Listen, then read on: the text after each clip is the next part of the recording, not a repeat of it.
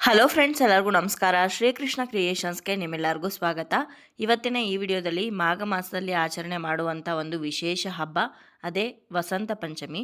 ವಸಂತ ಪಂಚಮಿ ಈ ವರ್ಷ ಯಾವ ದಿನಾಂಕದಂದು ಬಂದಿದೆ, ವಸಂತ ಪಂಚಮಿ ದಿವಸ ಯಾವ ರೀತಿ ಪೂಜೆ ಮಾಡಬೇಕಾಗತ್ತೆ, ಹಾಗೆ ಯಾವ ಸಮಯದಲ್ಲಿ ಪೂಜೆ ಮಾಡಬೇಕು, ವಸಂತ ಪಂಚಮಿಯ ಪೂಜೆಯನ್ನು ನಾವು ಮಾಡೋದ್ರಿಂದ ಏನೇನು ಫಲಗಳನ್ನು ಪಡಿಬಹುದು ಅನ್ನೋದನ್ನು ಕೂಡ ಇವತ್ತಿನ ಈ ವಿಡಿಯೋದಲ್ಲಿ ನಿಮ್ಮೆಲ್ಲರಿಗೂ ತಿಳಿಸ್ಕೊಡ್ತಾ ಇದ್ದೀನಿ.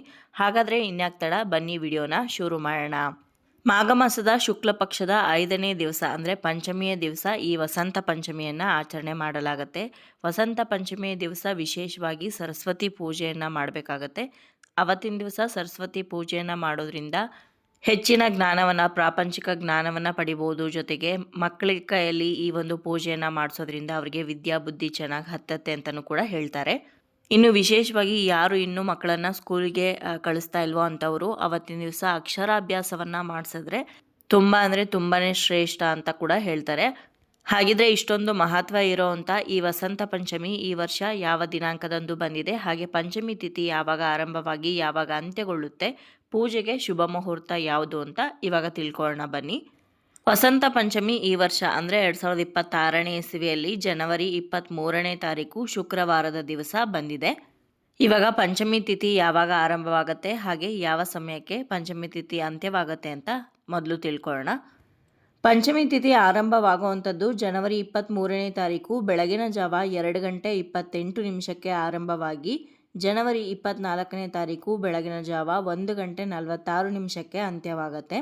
ಇಲ್ಲಿ ಸಂಪೂರ್ಣವಾಗಿರುವಂತಹ ಪಂಚಮಿ ತಿಥಿ ಹಾಗೆ ಸೂರ್ಯ ಉದಯ ಆಗುವಂಥ ಪಂಚಮಿ ತಿಥಿ ಕೂಡ ಜನವರಿ 23ನೇ ತಾರೀಕು ಶುಕ್ರವಾರ ದಿವಸ ಬಂದಿರೋದ್ರಿಂದ ನಾವು ವಸಂತ ಪಂಚಮಿಯನ್ನು ಜನವರಿ 23ನೇ ತಾರೀಕು ಶುಕ್ರವಾರ ದಿವಸನೇ ಆಚರಣೆ ಮಾಡಬೇಕಾಗಿದೆ. ಇನ್ನು ಆ ದಿನ ಸರಸ್ವತಿ ಪೂಜೆ ಮಾಡಿದ್ರೆ ಬಹಳನೇ ವಿಶೇಷ ಫಲಗಳನ್ನು ಪಡಿಬೋದು ಅಂತ ನಾನು ಈಗಾಗಲೇ ತಿಳಿಸಿದ್ನಲ್ವ. ಆ ಸರಸ್ವತಿ ಪೂಜೆ ಮಾಡೋದಕ್ಕೆ ಸೂಕ್ತವಾದಂಥ ಶುಭ ಮುಹೂರ್ತ ಯಾವುದು ಅಂತ ಕೇಳೋದಾದರೆ ಬೆಳಗ್ಗೆ 6:46 ಮಧ್ಯಾಹ್ನ 12:32 ಕೂಡ ಒಳ್ಳೆಯ ಮುಹೂರ್ತ ಇದೆ. ಈ ಸುಮುಹೂರ್ತದಲ್ಲಿ ನೀವು ಸರಸ್ವತಿ ಪೂಜೆಯನ್ನು ನೀವಾಗಲಿ ಮಾಡ್ಬೋದು, ಅಥವಾ ನಿಮ್ಮ ಮಕ್ಕಳಿದ್ರೆ ಮಕ್ಕಳ ಕೈಯಲ್ಲಿ ಕೂಡ ಪೂಜೆಯನ್ನು ಮಾಡಿಸ್ಬೋದು. ಮಕ್ಕಳು ಓದುವಂಥ ಪುಸ್ತಕವನ್ನು ಹಾಗೆ ಬರೆಯುವಂಥ ಪೆನ್ನು, ಪೆನ್ಸಿಲ್ಲು ಹಾಗೆ ಅವರು ಬಳಸುವಂಥ ಎಲ್ಲ ವಸ್ತುಗಳನ್ನು ಕೂಡ ಇಟ್ಟು ಪೂಜೆಯನ್ನು ಮಾಡ್ಬೋದು. ಪೇಂಟಿಂಗಲ್ಲಿ ಇಂಟ್ರೆಸ್ಟ್ ಇದ್ದರೆ ಕಲರ್ಸು, ಪೇಂಟಿಂಗ್ಸ್ನೆಲ್ಲ ಇಟ್ಟು ಪೂಜೆ ಮಾಡ್ಬೋದು. ಇನ್ನು ಸಂಗೀತ ಕಲಿತಾ ಇದ್ದರೆ ಮ್ಯೂಸಿಕಲ್ ಇನ್ಸ್ಟ್ರೂಮೆಂಟ್ಗಳನ್ನೆಲ್ಲ ಇಟ್ಟು ನೀವು ಪೂಜೆಯನ್ನು ಮಾಡ್ಬೋದು ಅವತ್ತಿನ ದಿವಸ.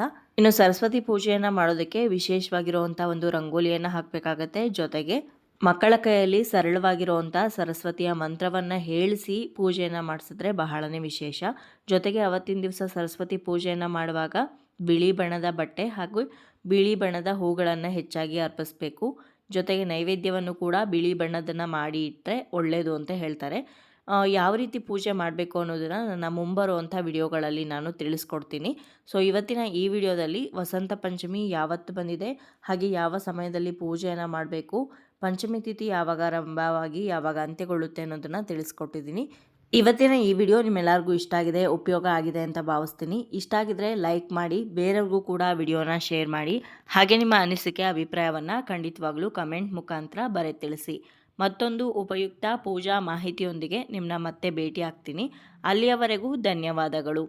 ಲೋಕ ಸಮಸ್ತ ಸುಖಿನೋ ಭವಂತು.